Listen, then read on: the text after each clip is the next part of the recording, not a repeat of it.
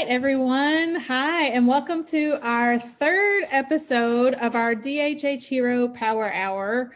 If you don't know about Hands and Voices, we have a DHH Hero program where we have, I think we're up to 30 deaf adults across the state who volunteer to come to our events, interact with parents, answer questions, and do some things kind of like tonight. So it's a little bit of an uncensored question and answer. And I have two great superheroes with me tonight. I have Rebecca Kreutzer, aka the Grill Master, and I have Holly Evans, also known as Super Problem Solver. So our first question tonight, we'll jump right in because an hour goes really fast. Our first question is, what's in the name? So you all chose your own superhero names. So first, just tell me a little bit about, why you chose the name that you chose.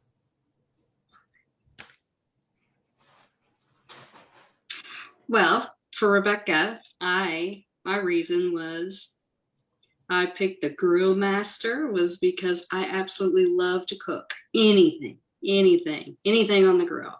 I love to share steak, chicken. I mean, just anything to do with that is a complete joy. Being outdoors, it's absolutely a wonderful time for me. I know where I'm coming to eat next. Come on over. And I've had her food and it's delicious. So the Super Problem Solver, I chose that because I used to work as a voc rehabilitation counselor, and I'm also a case manager. Well, currently I'm a case manager, so my job consists of me solving problems when problems arrive. And I often have to think outside of the box in order to resolve those problems. And I have to be creative. So I'm the master of problem solving. And I do know that about you, Holly. So. All right. So the next question is, tell me a little bit about your deaf experience, and when did your family learn that you were deaf or hard of hearing, and kind of what did that journey look like for you?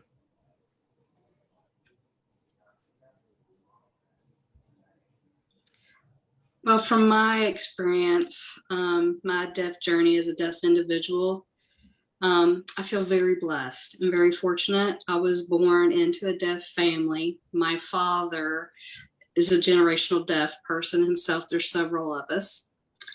I feel very fortunate for that. It's a funny story, but how I found out that I was deaf myself was actually at the hospital. The birth, they do that automatic hearing test, a day or so after the birth. And the doctor was evaluating the test and notified my parents. And they said, we have sad news to tell you. Your daughter, she's deaf. My dad, he said, deaf? You know what he did? He said, yeah, woo, hooped and hollered, said she's deaf. And the doctor was like taken back by it. He was excited about it. So that's my experience. I think that's probably a lot different than a lot of our families have, because over 90% of deaf and hard of hearing children are born to hearing parents. So it's definitely an interesting flip of the story. So what about you, Holly? Yes, it is. It's very true. Very true. And I'm one of those 90%. My parents can hear. My whole family is hearing, and there was no one in our family that was deaf.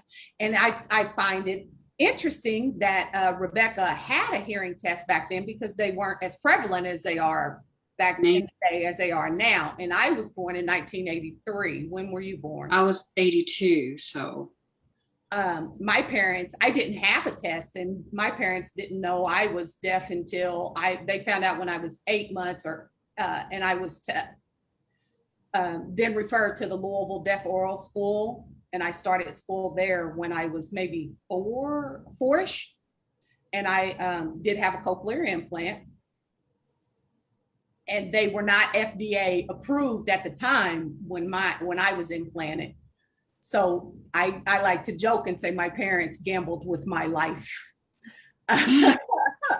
And my parents joke with me about that all the time. It's just a joke with us, and everything worked out fine, you know. May I add? Okay. May I add something to that? Yeah, I was wondering the difference between Kentucky, because I was born in Colorado, in Denver. So at that time in 82, I mean, it was a pretty big facility. Maybe they just did that type of technology, and maybe it was just more resourceful to us then. Maybe we just had different resources. I don't think they started the screening until the 90s here. I don't know what it was like in other states, but I think it's the 90s here. Could have been. It could have been just one of my dad's fascinating stories. Who knows? I'm sure it wasn't. That's funny. But yes, so when my mother realized that I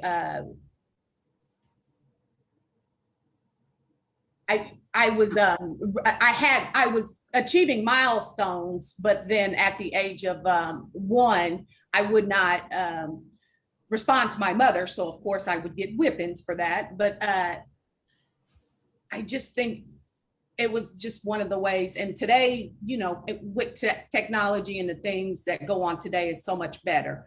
And they also have the screening as well for people to identify when their babies are deaf at birth. Right. Yeah, Kentucky's come a long way in the last few decades for sure, and still moving ahead with lots of new things too. So that's exciting. So, talk a little bit about just the difference, in your experiences. One of you grew up with a deaf family and one of you grew up with a hearing family. Can you all talk a little bit about that?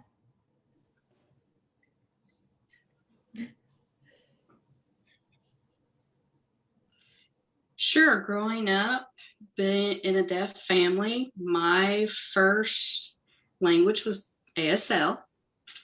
Second was English. When parents would start talking about signing, I mean, we started about 6 months of age. I learned to sign tree. That was my first sign word. Because at that time, as an infant, we were leaving Denver. And when we moved over to Hartford, Connecticut, and wow, they've got trees, like lots of trees, just very forestry, just more. And it was fall during the time that we moved, and the colors were incredibly beautiful. And I guess that just intrigued me. They were like, my parents said that was your first sign was tree, and I was intrigued by seeing that and wanted to describe it, and then it just kind of took off from there. English started with school, going into the American school, deaf school, in the pre-kindergarten program and the kindergarten program. That's where the English was introduced, and I had that impact from there. At home, it was all ASL. That was my experience.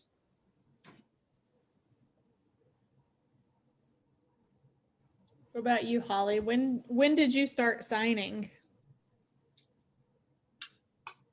Rebecca's life is more interesting than her. I mean, I grew up here in Kentucky, been here in Kentucky.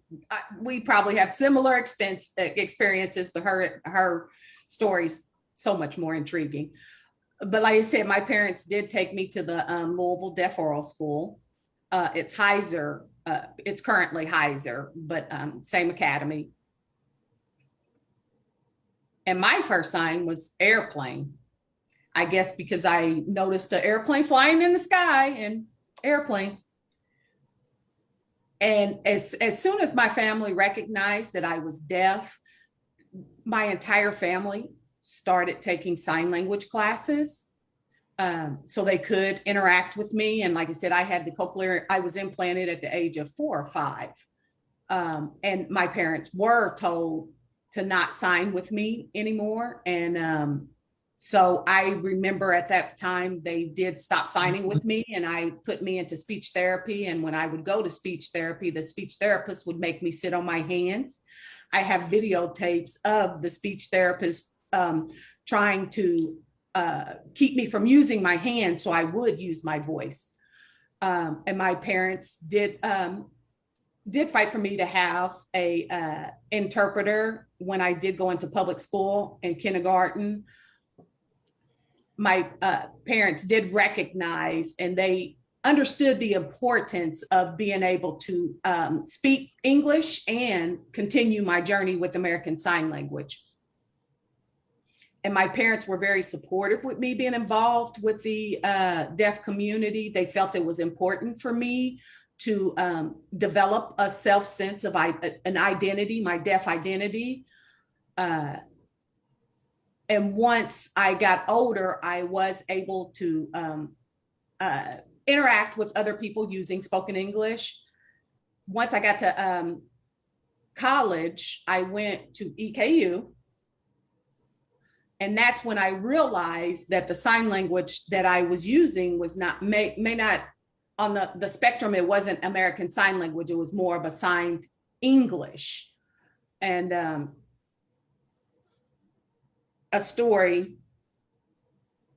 funny story. When I was at the Kentucky School for the Deaf, I went to the concession stand, and the kids there were actually very mean to me. But I was there for a tournament or what have you. It was just to get that exposure to the deaf community, and that helped me in my journey of being able to navigate both worlds. And having that experience at Kentucky School for the Deaf for a special event helped guide me on my journey to become a voc rehabilitation counselor, because I knew I wanted to work with deaf individuals. Yeah, for me, as I mentioned, being with the deaf family and having siblings, they were also deaf. There was 5 of us in the family, but I was the only one out of us that actually used a hearing aid actively. And I am the only one out of the family that could speak orally. I'm not sure how I got into that. And I mean, it just came from school, because at the American School for the Deaf, they wanted to do a hearing test prior to admission. And they said that I had some decibel in the right ear. And at the time, it was about 65 and 70. So they felt like there was hearing there that could take the hearing aid and establish that and utilize that. Because, the last time was 18 months going into that pre-K. So having that, and then they put me into speech therapy, and they gave me some of the other, and they suppressed our hands. We had to do the cue cards. And the black card over the face. Yeah, the whole, the M, the P's, the Q's. So very repetitive. Those things I look back on. And we went over a lot of the cards, and we worked on that with the mirror. So as that kind of developed, that was my English that I kind of picked up on. And, the reading and the writing, it was, I say to myself that I have 2 languages, had a lot of vocabulary exposure. And at school, with the reading and writing and being able to lip read, that was other exposure. And I felt like I double benefited from that. It helped me flourish, helped me, really just grow in that. So, and that put a lot of more interest in me and a lot more enthusiasm, because when I would go to the store, because I could hear a little bit when people would say like, hi, or, I could say hi back. And they were like, oh, well, hi. And then we would interact a little bit. That was very thrilling. So I kind of really just fell into that. And I enjoyed the speech therapy. So my parents never restricted me, never told me. They were very supportive of everything. They wanted me to have both worlds, the best of both worlds. So they were very supportive. So that's my background with that. They were very supportive. I guess, Rebecca, we are similar. And the more you talk, the more I realize how much we are similar. I did grow up in a hearing family, and you grew up in a deaf family, but our journeys are similar. And people often view you as someone that's, really an ASL user, a very deaf pride person. And there's nothing wrong with that, but we do have similar experiences. Yes, I've had encounters with some deaf people saying, oh, deaf family, you should be like all ASL, you should be against the hearing. And I'm like, no, no, no, I can't live without both worlds. I mean, it's an open door, it's there. Yeah, gotta have both tools and the knowledge to be able to interact with anybody in this world. You can't just eliminate a few. So yes, there's a few people that would like to oppress, but there's the same thing on the hearing side too. They always say that you're missing out. Oh goodness, how pitiful. But truthfully, I'm fine. I'm really fine. I mean, I'm getting the best of both worlds. So there's a lot of kind of people out there. Yeah, and just listening to you guys talk, I was thinking how similar it's almost the same story, just flipped. So it's really neat to hear, Rebecca, you talk about, your family giving you the best of both worlds, because coming from, a hearing parent of a child who's deaf, it can get difficult to navigate those waters. So it's kind of it's kind of neat to hear you talk about it in that way. So on that topic, I'm going to jump down to another question, and this is kind of a sensitive question. So one of the things, only because you all touched on it a little bit, but one of the things that our parents sometimes experience, they don't always have a great experience the first time they meet a deaf adult, and it can kind of deter them from talking to deaf adults in the future.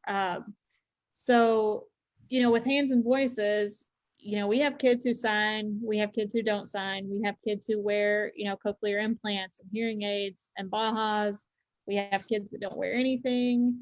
Our mission is kind of embrace all of those experiences and to come together. And, not every deaf adult feels that way. And, what advice would you give, to parents who may not have felt, welcomed by the deaf community? What would you tell them?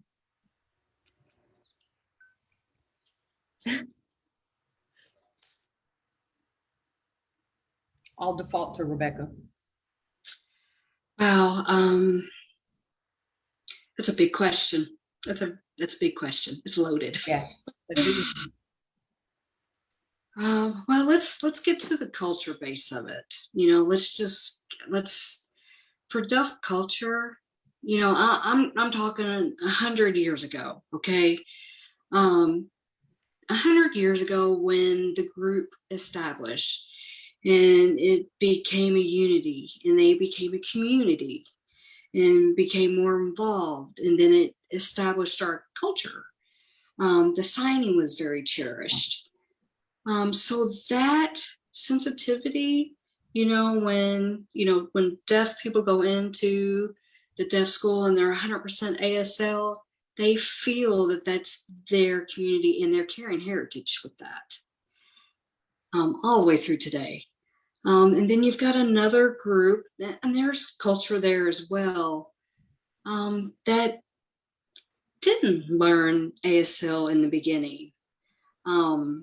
They did the oral programs, and they have their own culture too and their own experiences, and that started, and that kind of carried through. And when those two cultures come together and when they can connect as one big community and one culture with the basis, they always kind of fall back on the background. Where did you come from? What school did you go to? What state, community? Yeah, there's just a list. The list can go on. But for a lot of parents, there's no wrong way. There's no right way. And there's no one answer for that particular question. Your children have their own journey, and the parents yourselves if you're open-minded and you're willing to introduce and expose your children to any of that, they will get richness from that experience. So yes, there is sadness that some deaf feel. They feel that chip on their shoulder and they give the coach over. So we can't change that. I can't change that. They're there.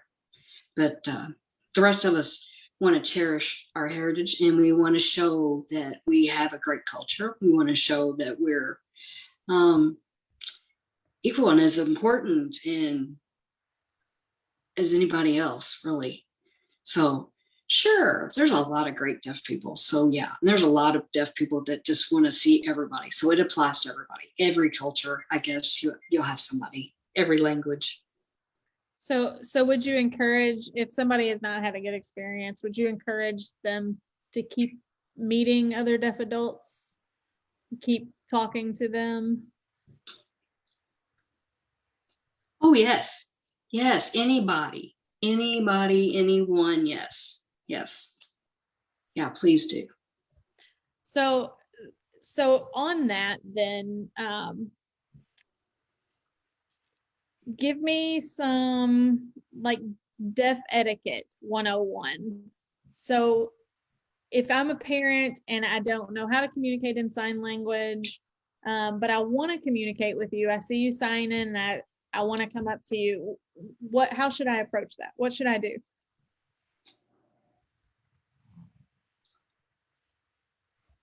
Holly. She's She has asking you. Okay. Well, ASL 101. When you have a deaf child, and it doesn't matter, hearing aid, cochlear implant, nothing, none of that matters. The child introduced to a deaf group, and you can say, hi, I have a deaf child, kind of like the medical label. So, hearing loss, hearing impaired is not really the correct word anymore. Deaf. Deaf is there. So you can just say, I have a child, so I would like to introduce you to my child. Can you show a little sign, or can you just introduce yourself? A lot of us are really open, and we will interact with the child to make friends. And that would also lead to other things, other events. There's HV has a wonderful program. Wow. Amazing. You all do great work. The networking, participation, something like that makes it easy and introduce. So yeah, absolutely. It will soar. So the key point is, the biggest key point that I could put out there is attitude. Attitude, you're open, friendly, navigating a new water. That's the key word. What about you, Holly? Do you have anything to add? Oh, now I get to speak, huh? Rebecca, her summary was great. And I just feel like it's important to communicate. The child, regardless of what path you choose, communication is vital. The oral, if you can write with them. I don't want people to feel like they are forcing their child to choose one thing over the other. Expose them to everything and allow them to choose for themselves. If they want to continue if they want to communicate by speaking English, that's great. American Sign Language, ASL, is always a good backup to have. Suppose your child goes completely deaf or is in a situation where they need to be able to sign. If it's not the primary language, fine, but exposure to it I'm sure that they would use it sometime at some point in their life. And I, as a mother myself, I have 2 children. I don't, when we're at the dinner table, I don't allow them to speak. Or if the kids are in the back of the seat, in the back seat, and they're using spoken English, I don't allow them to do that either. I need you to sign so I can have access to the communication that's going on between the two of them. So for me, it was a benefit to have ASL so I could pass it along to my children. And it's a benefit for them to know that there are, to introduce them to diversity as well, you know.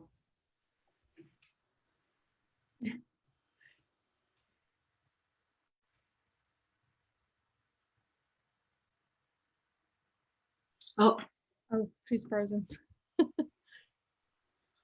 okay. So when I started high school, it was different. It was a lot different than prior school. I mean, it took a lot of people to realize that I was even deaf because I kept to myself. I didn't, the interpreter, but I never signed back. I know what it was like to have people look at me, because one of my biggest fears that my parents had with deaf kids is I think you don't want people to look at your child. And they don't want their child to feel outed. And they don't want them to feel excluded. It builds character for all that and coping with a little bit of that. But yes, it feels, the point is communication is key for the child, and communication. And if they don't know what the child says, then yeah, we need to evaluate that, really, because the child needs to be able to, okay, sorry about that. See, my child is signing to me now as we're talking.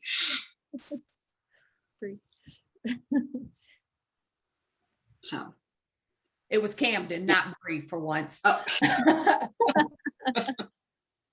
So Holly, I'll ask this question for Luke, my son, because he's not here and he's always on you. So why don't you wear your CI much anymore? I do when I'm in an environment with hearing people, because honestly, deaf people are louder than hearing people. So let's back up a little bit. And that's another thing. That's another experience that I could add to when we talk about perspective.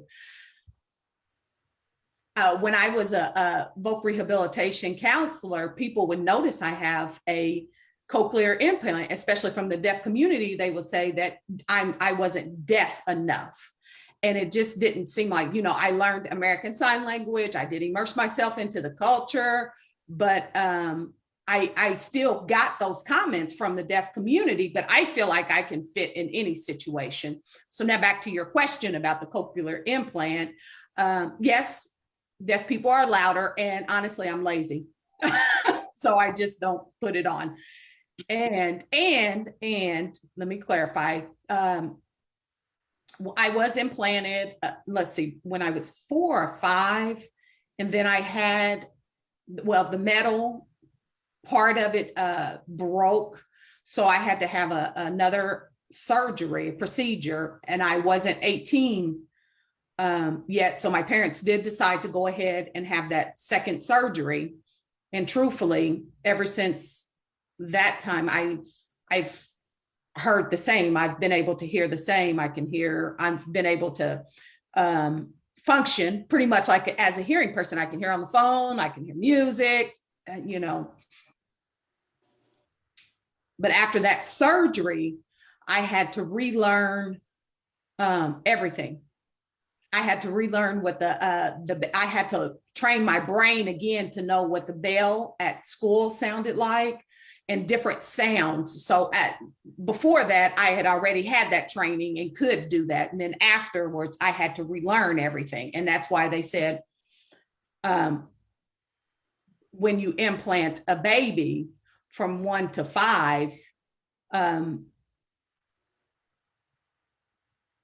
it's a good idea, because it's better to do it as a child. It's easier to pick up on those sounds than it's easier then through that 0 to 5 age than it is at 17. It's not a very popular opinion in the deaf community, but I've experienced both. I've experienced being implanted at the age of 4 or 5, and I've experienced being implanted at the age of 17. In my experience, 0 to 5 is the best. That's interesting that you say that. I know, when we were kind of going through the process of deciding, what to do with Luke, and a lot of people told us we need to wait until he's old enough to make the decision himself, and then all the information tells us that it works better if you do it early. And so I know personally we were extremely conflicted on what to do with that. So I know a lot of our families go through that too. So I love to hear you all's input kind of on what that looks like. So talk to me a little bit about deaf gain. What's the best part about being deaf?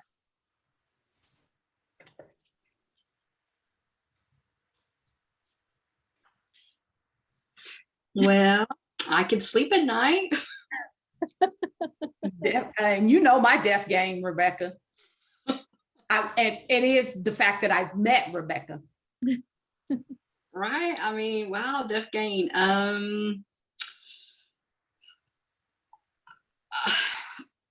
Gosh, it's hard to choose one. Like Holly said, yes, deaf people can be loud, and siblings, parents, I do take my hearing aids off and I get a better night's sleep because I don't hear anything. That's a benefit for sure. Maybe specifically for me, I don't know if it's a deaf gain, but for me personally, for Rebecca, my gain, I was blessed to have both.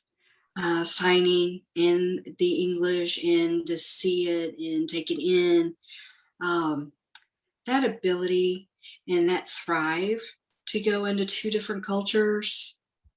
So that was something that I really enjoyed. And yeah, sure, I can sign the ASL with the best of them, and sometimes I could just not if I didn't want to. And that was a choice for me. I could put the hearing aids on, I could take the hearing aids off. So that was my choice. That's my deaf gain. But for everybody else, I don't know. I think that's an individual difference, truthfully. I know my son tells me that he likes being deaf because he can take everything off when the fire alarms are going off.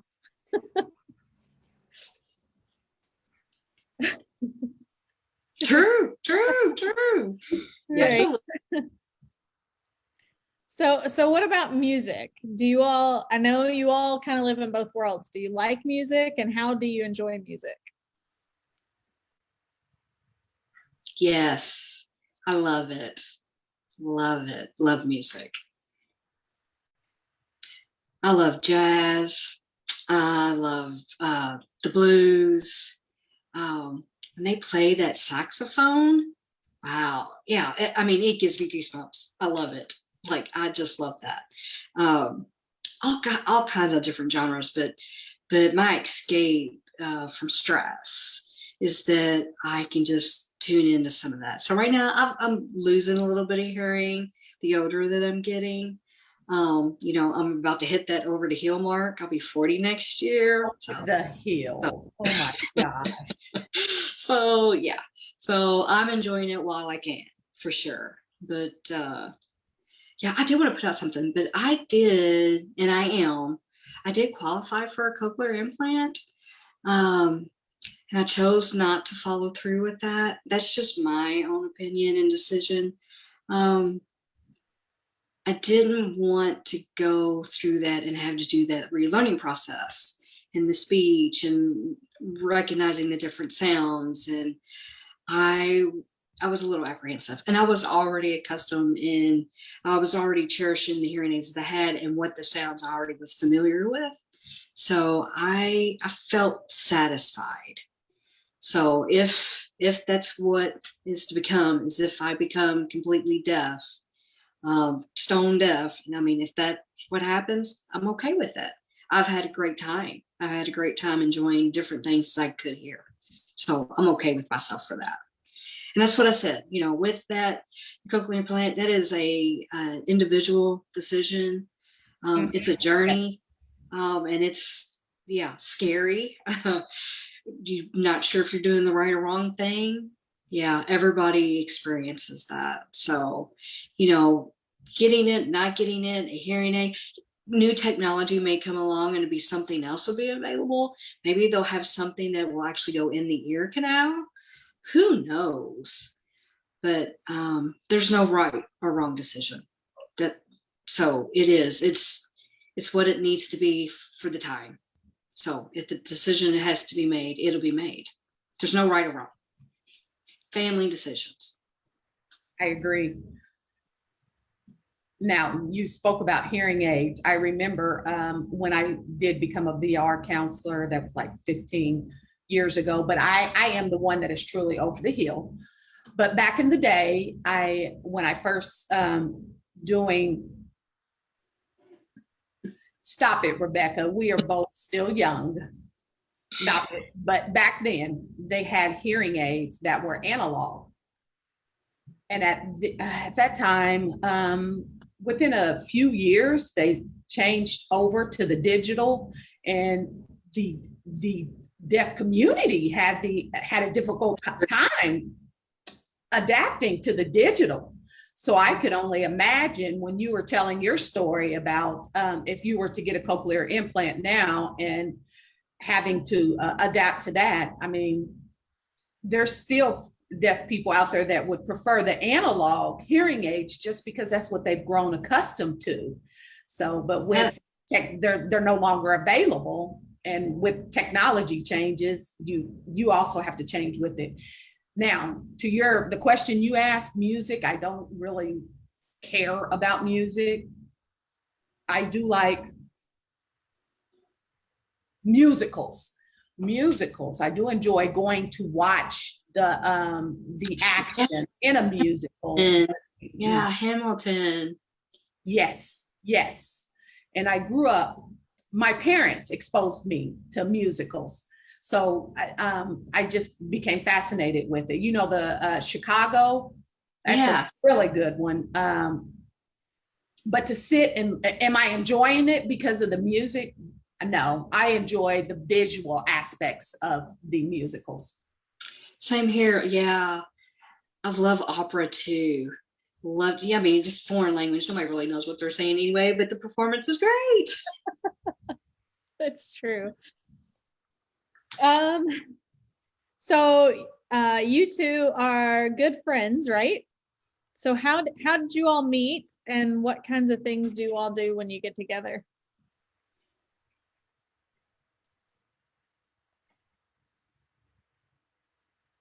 I met Rebecca, like I said, at their Kentucky School for the Deaf at the concession stand.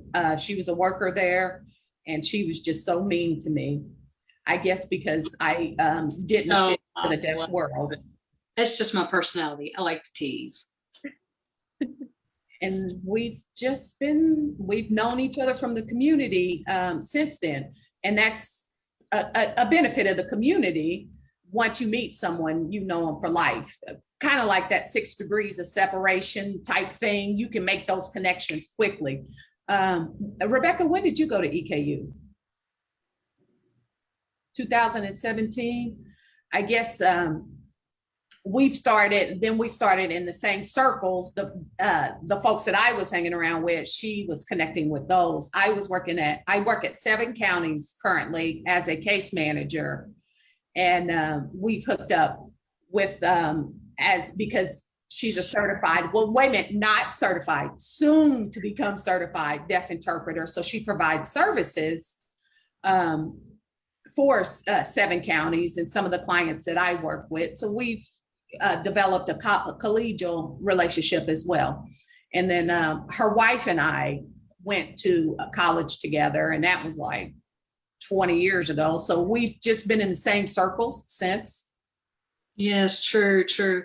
Yes, from KSD, yes, yes. And my personality is yes, I like to tease and I like to make people laugh. I definitely like to lighten the mood. So it's just, she was an easy target, truthfully. Sorry. But anyway, so truly, but I've known Holly Brooke, do you agree? Are you agreeing over there? I meet with her through VR. So, but yes, so I've known her.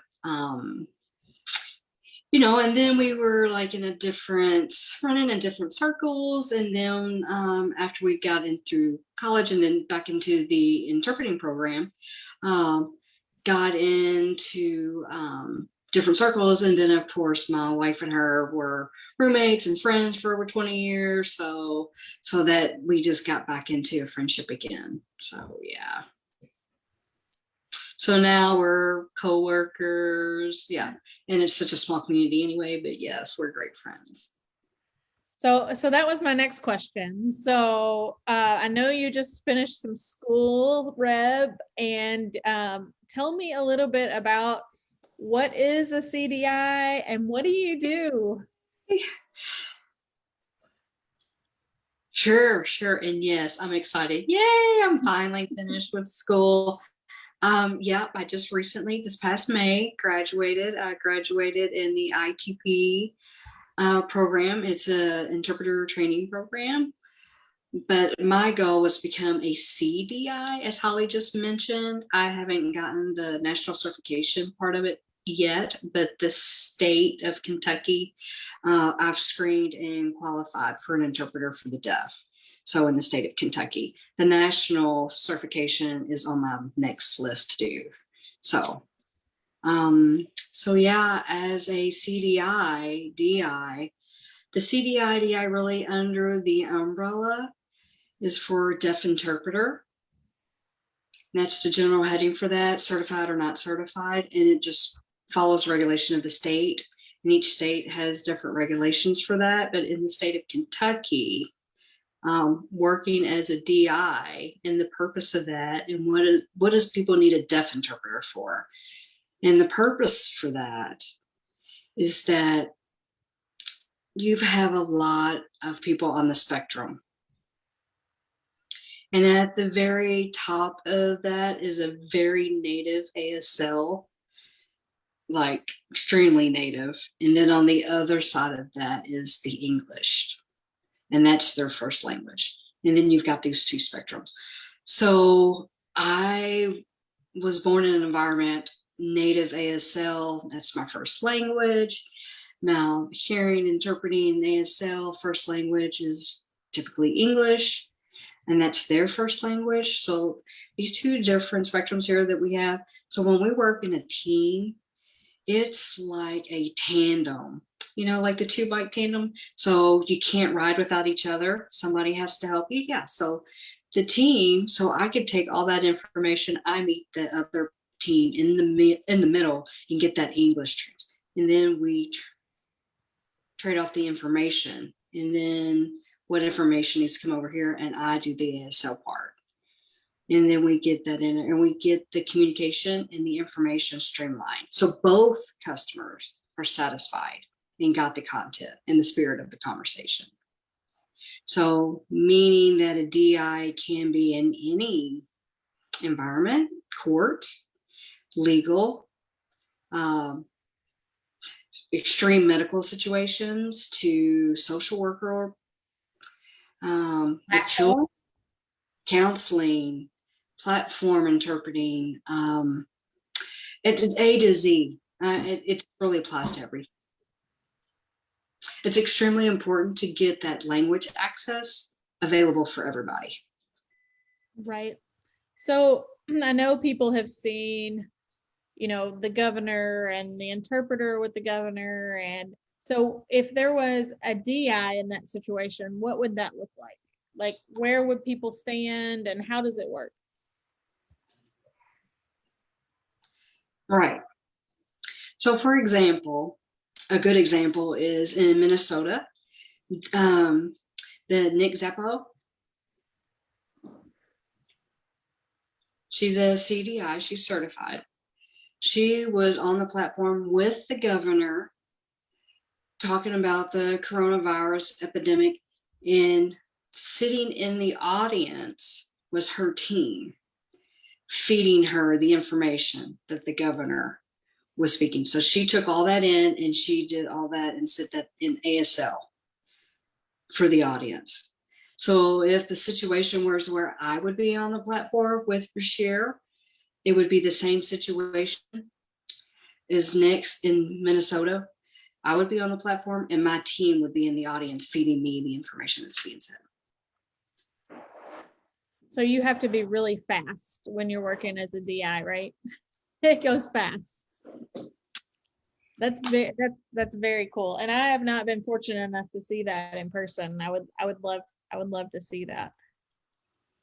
So my next question was, what is your dream job? But I feel like maybe you're living your dream job, Rebecca. But what about you, Holly? What do you do? And what would you love to do if you could do anything?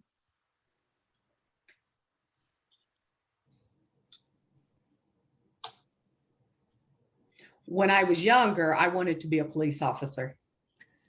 I'm still fascinated with police, with shows that involve police officer. I think that I can't. I actually could, but I would love to be that investigator because I have a passion for that. I already have that in me, a little policing in me. So I'm a case manager currently. It's not my goal job. I do work with deaf individuals. I provide support. I meet with parents with deaf children. I meet with deaf parents with hearing children. But yes, my dream job would have been a police officer. For me, when I was little, I so wanted to be a wildlife ranger. I just loved that. I just loved animals. I wanted to be part of the forest ranger. I just really, yeah. And then of course things changed, but I am in the right path for sure. So I love it. I love my job. So and I get to help my own community in different ways. So I couldn't have picked anything better for myself. Yes. And Rebecca, you know what that means. You have to show the parents. We have to show the parents out there. We're what, 39? Well, I'm 38 and she's 39. And we just now found our niche in life. So if your child gets into college at 21 and does not know doesn't have their goals set out yet, don't freak out. It takes time and your child will get there. So true. Because when I got in, I went to college at 35. I had no idea what I was doing. I had so many big dreams. I had so many ideas and I just went through everything and then finally said, oh, I'm curious about this ITP program for interpreting. And I went in there and I just graduated. So I just started. So yeah, it's never too late to go back to school. Right. Yeah. I feel like sometimes it takes a while to figure out what you want to do in life. I went in and I have a degree in deaf education. And I wanted to get a degree in deaf education. And when I went to college, I thought, well, I don't want to teach. I don't want to be in a classroom all the time. Yes, I want to work with deaf children, but I just couldn't imagine what that would look like. And 10 years later, I'm still working with deaf children in another capacity. But yeah, we're where we're supposed to be at this point in time in life. I agree. I feel like that's the same whether you're hearing or deaf, because, I'm 41 and I didn't know what I wanted to do with my life until I met Luke 5 years ago. So here I am. And now I get to know you guys. So it's funny how life works and puts us on those paths. So you both come across, and maybe this isn't true, but you both come across as very confident people. Do you feel like you're confident, and have you always been that way, or did you kind of learn that as part of your journey?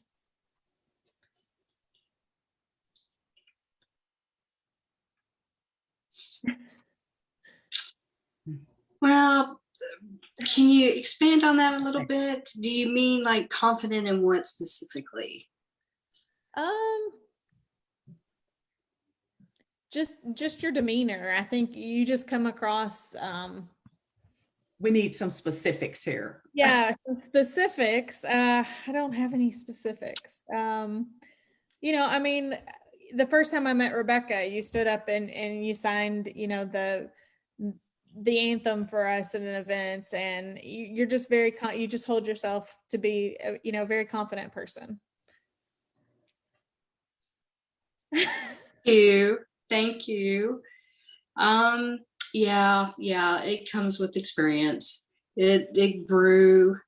And yes, it came with a little bit of age. Rebecca, you're telling a fib. I've seen a videotape of you signing way back when. Yes, I've seen videotapes of you signing music. Okay, I may have looked like I was very, very confident, but truthfully, I was just very, very soft on the inside, and you could have knocked me over. But yes, it came with experience and exposure and age. So that's my answer. Yeah. And I agree. That's my answer. Whatever she says. So I guess, Yeah, more of what I'm asking too is just like your deaf identity. Was that something that just came naturally to you, or did you struggle with that at all along the way? I guess that's what I'm thinking when I'm thinking confidence. I just feel like you seem comfortable in your own skin.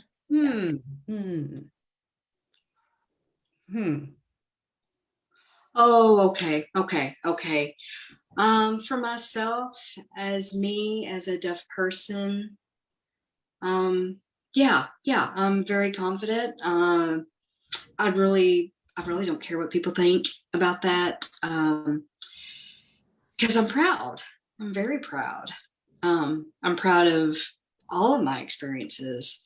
I'm proud of the scars that I do have. I am me because of all of those experiences. So every bit of that is me. And like I said, and it definitely was exposure and it grew. But that's for me as a deaf person. Absolutely. I am very proud.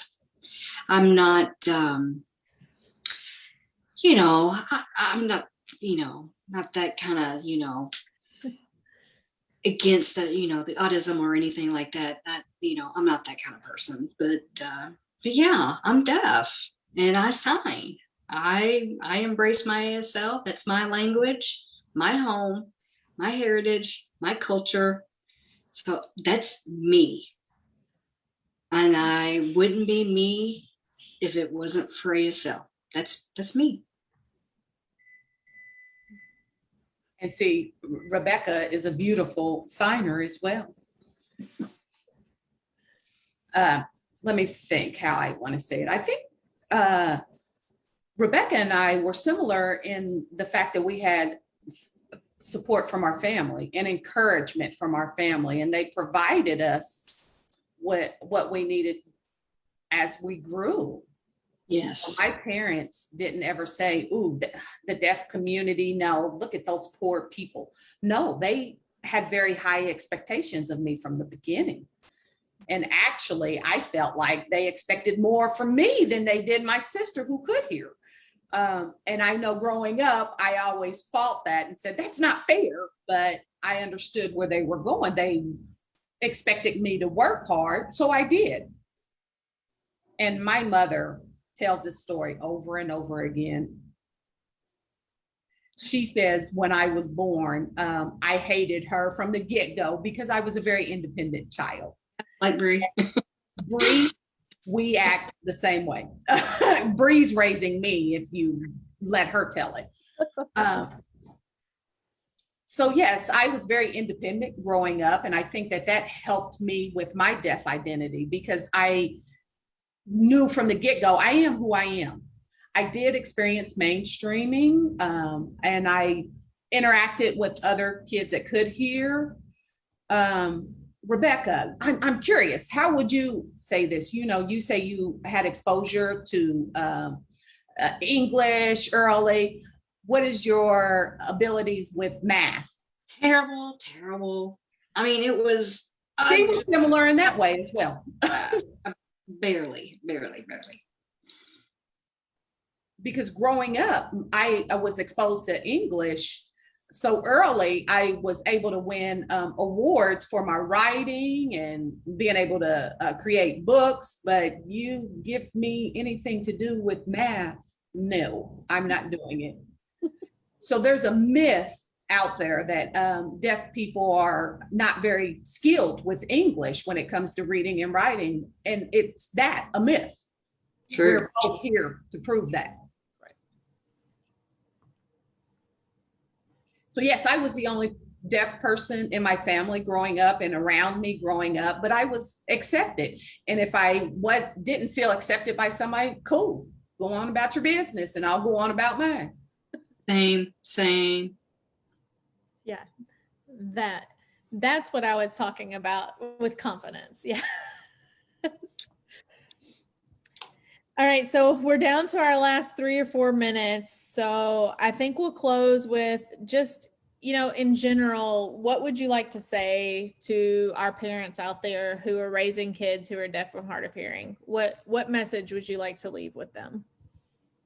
What advice, message, just what would you like to close with?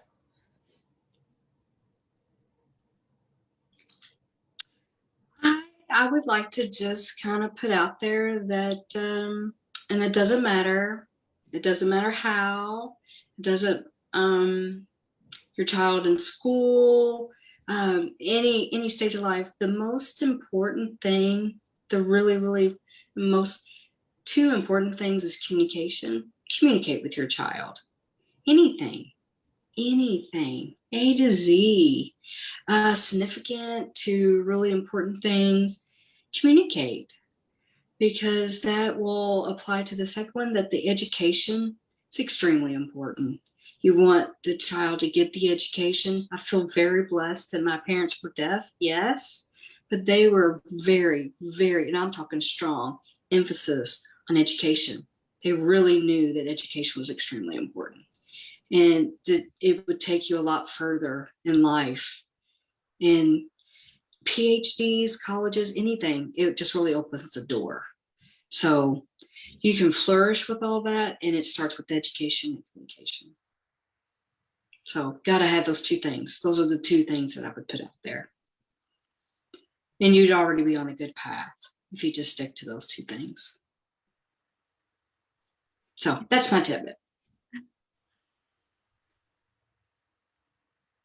And deaf children will naturally ask a lot of questions, answering them, because they don't have access to everything that's going on around them. So they will honestly ask questions, and they honestly want to know what's going on. That incidental learning, they miss out on that a lot of times. So when the question is asked, answer it. And if your child wants to speak, that's fine. Support it and encourage it. If your child wants to sign, that's fine. Support it and encourage it. And don't feel like you're a failure if your child chooses one over the other. It's just whatever works for them. Like Rebecca just said, and I'll play off of that and emphasize that communication is so vital. And those are my final words: communication. That was a great way to close, because, with Hands and Voices, our motto is, what works for your child is what makes the choice right. So that's a perfect way to kind of end our night. And I just want to say thanks to both of you guys. You've been great, and you answered some hard questions, and I love to hear your stories, and I'm amazed at how you all kind of have some parallels. So it was very fun, and we will be back next month with 2 new superheroes, and that is the 3rd Tuesday of every month from 7:30 to 8:30 Eastern time. So that is all I have for tonight. So thank you all so much for joining us. And thank you for inviting us and having us.